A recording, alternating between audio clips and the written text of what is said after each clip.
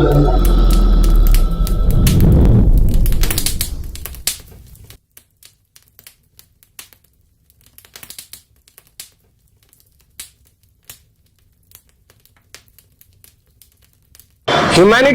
of people for eternity.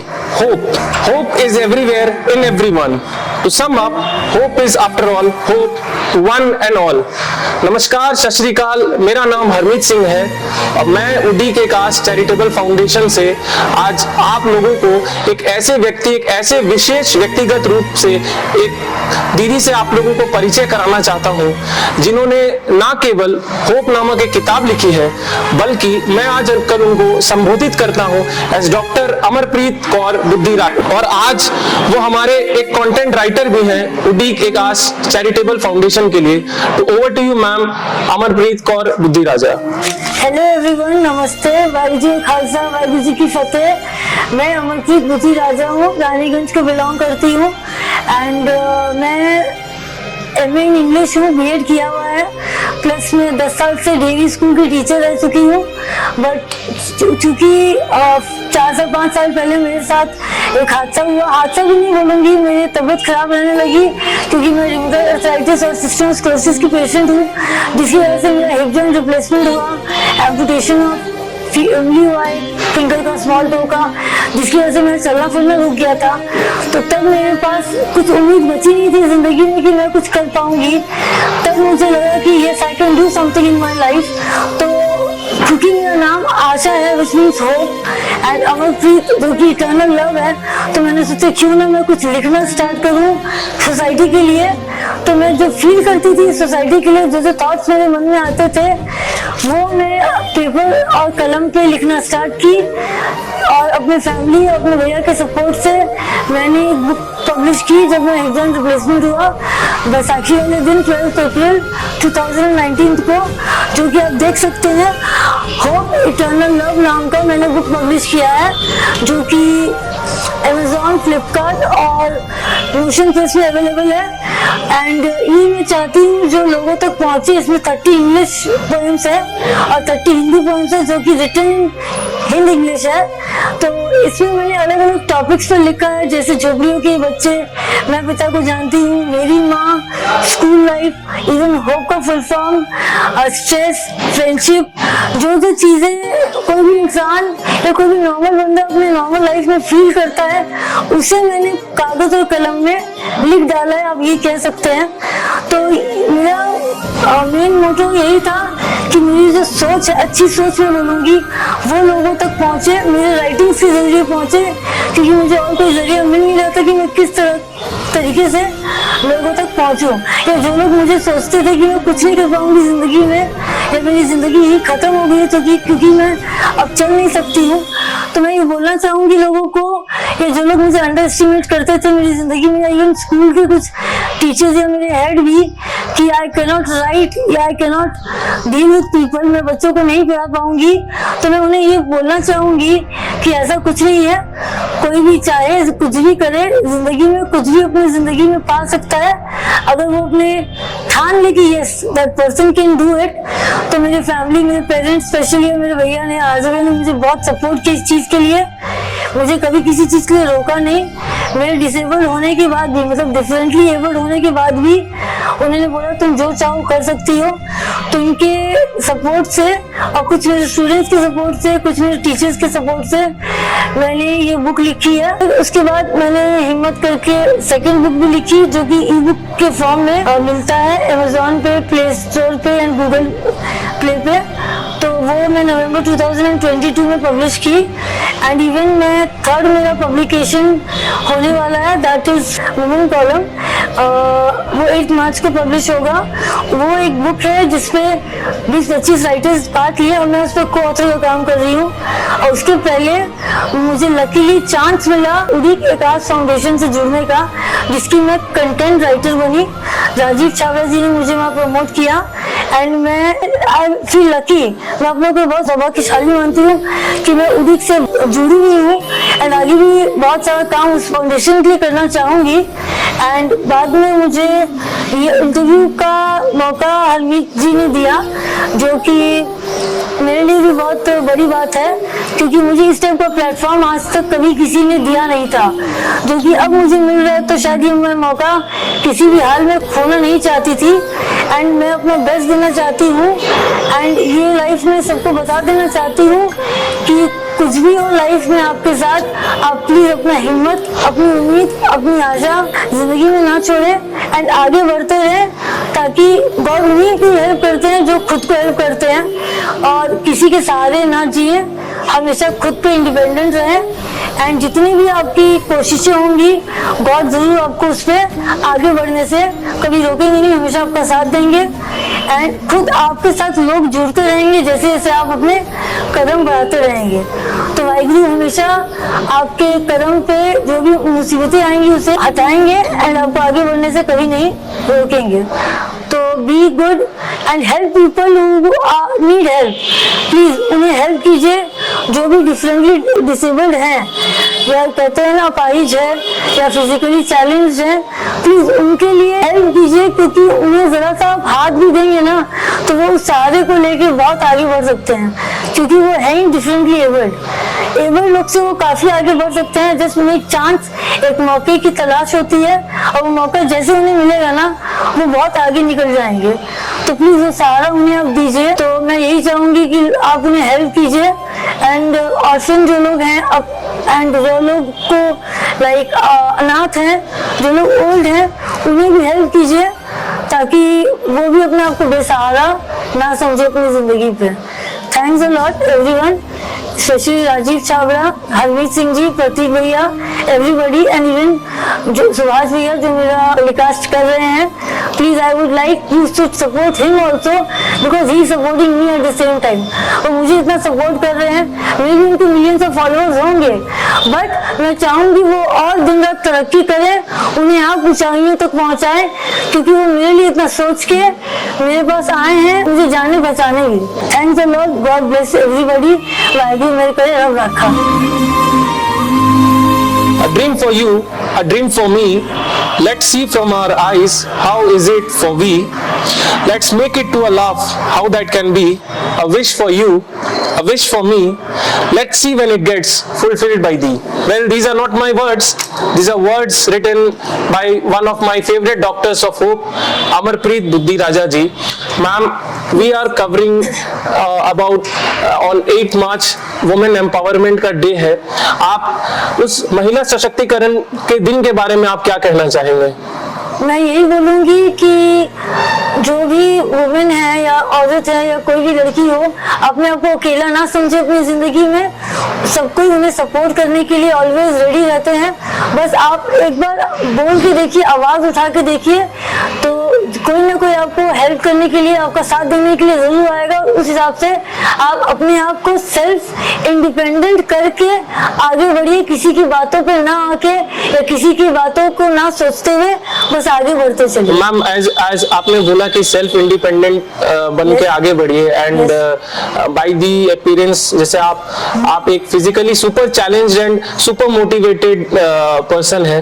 Ma'am, how do you deal with all the daily works and जैसे आपने book लिखी है, आप कैसे ये डेली एक्टिविटीज को मैनेज करते हैं एंड आपको ये जज्बा कहाँ से आता है? बिकॉज आपने कई बार लिखा है किताब में होप के बारे में, and how stress, mother, life, fulfilment, enjoyment, Joy, सोच, हौसला, आपको कहाँ से जज्बा मिलता है मैम? ये जज्बा आई वुड से एक तो मेरे फैमिली से मिलता है, मेरे पेरेंट्स से और मेरे भैया से, first of all. Secondly obviously God is always there. Waheguru हमेशा मुझे गाइड करते हैं। मुझे फील होता है कि उन्होंने मुझे अगर ऐसा जीवन दे दिया है 10 साल या 15 साल की नौकरी के बाद, तो कुछ सोच समझ कर ही दिया होगा। तो मैं इससे अपने लिए एक मौका देखती हूँ कि गॉड ने मुझे एक मौका दिया है कि अपने अपाहिजपन से लड़कर, मैं अपाहिजपन अपने लिए यूज तो नहीं करना चाहती हूँ, और फिर भी मैं एक अपाहिज वर्ड अपने लिए यूज करने के लिए लोग मुझे अपाहिज बोलते हैं। तो उस चीज को मैं नजरअंदाज करके अपने बेंड हाथों से भी मैं टाइप करने की कोशिश करती हूँ, मैं लिखने की कोशिश करती हूँ। इवन मेरे जो डॉक्टर्स जो मुझे ट्रीटमेंट देते हैं वो सोचते हैं कि मैं कैसे लिखती हूँ। वो लोग मुझसे अक्सर पूछते हैं Amarpreet how do you manage to right.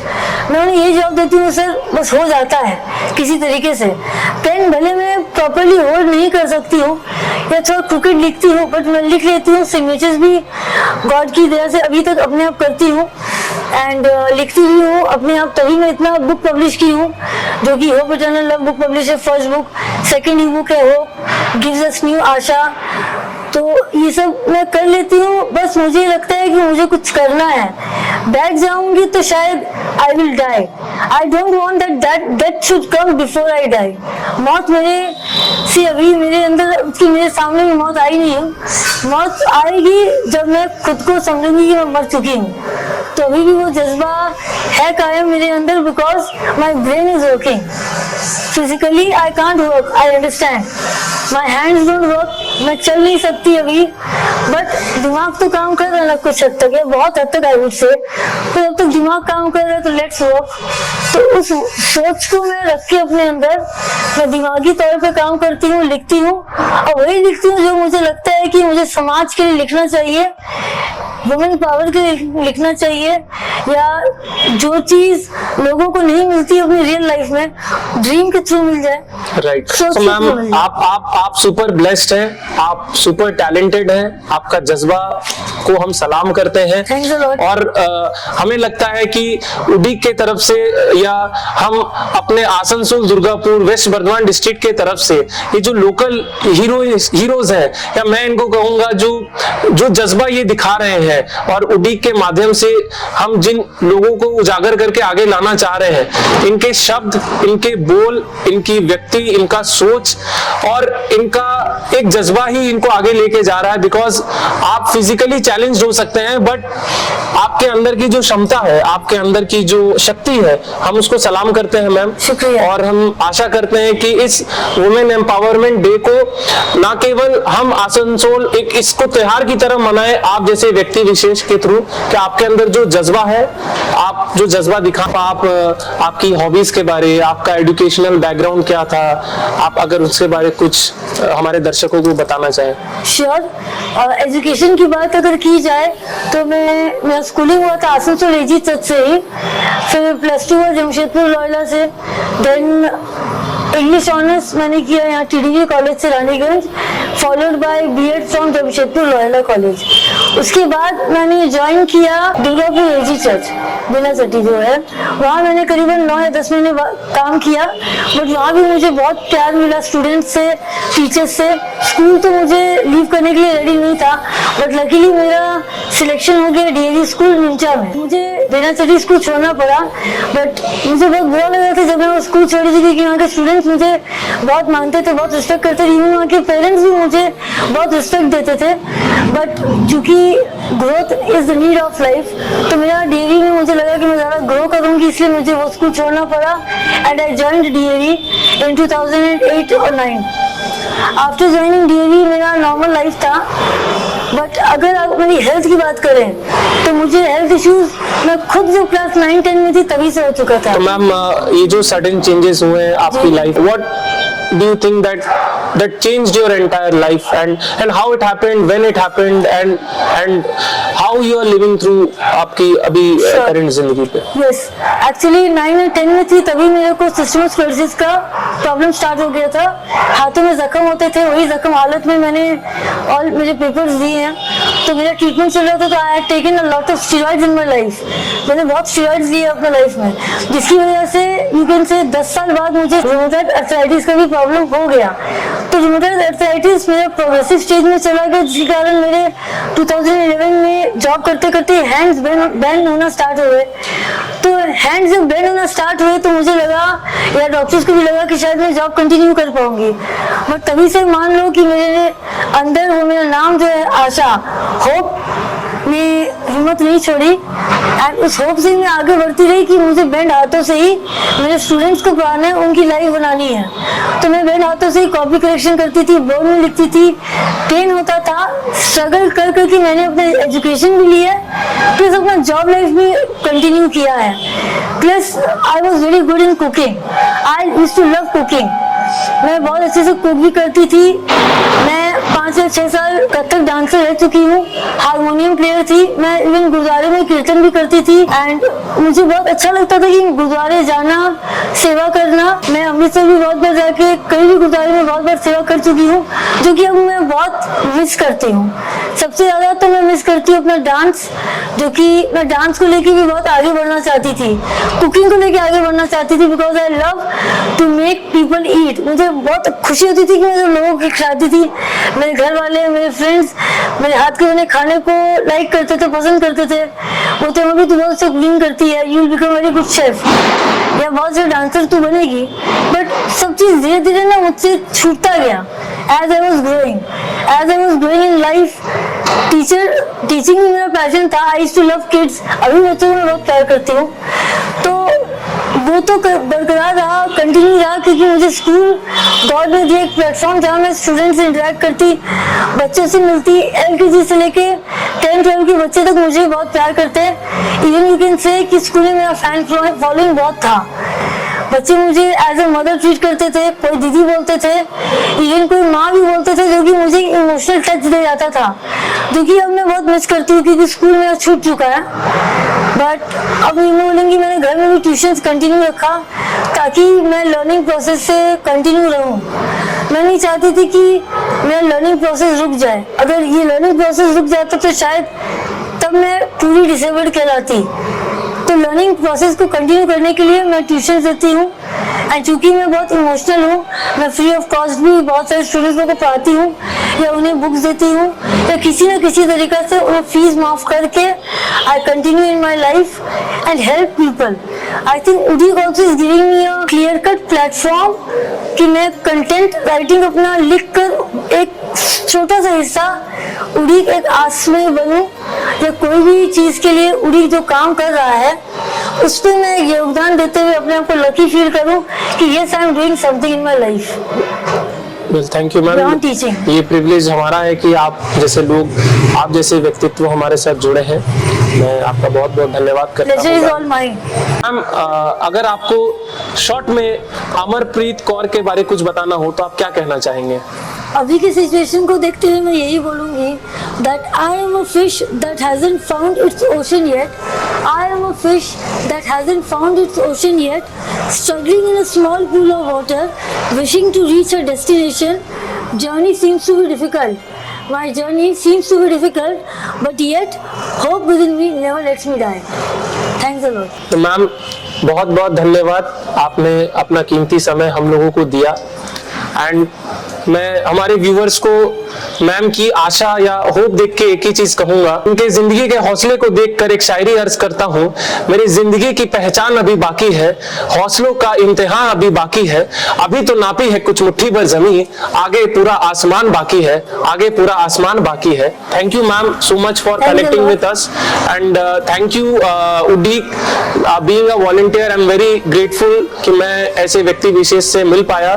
Thank you from Udeek Harmeet Singh on behalf from Subhashish Malik. As ma'am ने कहा कि सुभाषिश मलिक जो सिटी ऑफ ब्रदरहुड चलाते हैं, उन्होंने बहुत बड़ा योगदान दिया यहाँ आके।